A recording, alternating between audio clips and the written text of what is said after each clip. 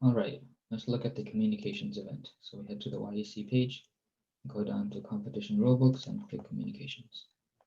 Every rulebook has the same format. There are 5 sections. This is to make it easier for the audience to read, so you know exactly what information is in what section. All right, so we'll head over to section 1.0. This is the description and objective. The communications competition is basically engineers sometimes need to present a technical topic to an audience that does not have a technical background. And so, as an engineer, we are usually lacking this communication skill.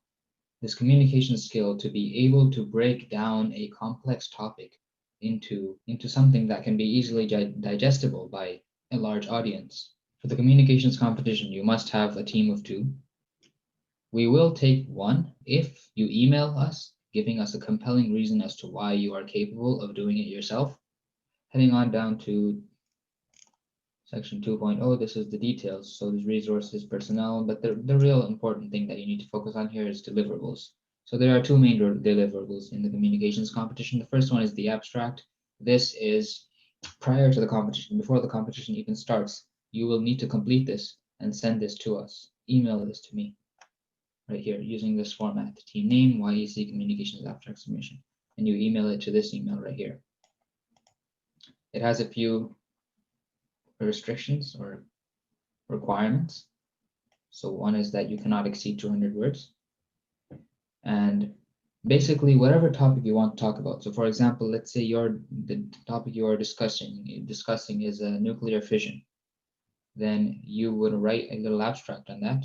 And then during the presentation, you would take your complete presentation time explaining things in detail and breaking it down so that the non-technical audience, the judges, can understand. All right, presentation slides. This is pretty obvious. During the presentation to the judges, you will be using some visual aids, of course, and those visual aids need to be submitted after the presentation is over. Technical details, you can read that later.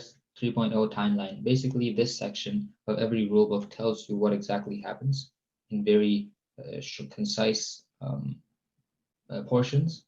So for example, phase 1 is the application and abstract submission. By this phase, you should have completed your registration, that's the application, and you should have submitted your abstract. What's the deadline? Well, phase 1, October 21st at midnight. Right? Phase 2, competition briefing. What is the briefing? It's on the day of the competition. We will have a little introduction, like a meeting, a orientation, and basically all the competitors attend, the organizers attend, the judges might attend, and everyone, we explain how things will happen, and then everyone can ask questions and we answer those questions. When is this? Well, for the communications competition, it's at 10 a.m. on October the 24th. All right, so that's that. Next phase is the judging period. The next phase is on the same day at this portion here.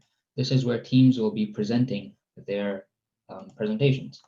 And the details on that is that competitors will have 20 minutes to present their topic, and the judges will have 10 minutes to ask questions. Pretty straightforward. There's a bit more detail. If you go through this rulebook, you'll find some precise details that would be good to know, but I won't cover them here. Last phase is after you complete your presentation. That's the judging period. This is the presentation right here. After your presentation, you leave, right? You don't do anything after that. Everything is done. The only thing that's left is for us to give you your feedback forms and announce who the winners are. And you just wait for that. It'll probably be an email. Section 4.0 is challenge. Well, this competition, communication does not have a challenge. The topic of presentation is something that you have decided and submitted your abstract in advance for. And then on the day of the competition, you will come in and you and your partner will present the topic. Section 5.0 is how you're going to be evaluated. So there's a little bit of it's pretty straightforward. The only thing that's important in this section is the scoring guidelines. You want to look at exactly where you are being graded so that you can get as many marks as possible and aim to win. All right, I think that's the gist of the communications competition. I hope this is a good learning experience for you guys. I hope you guys have fun. Good luck.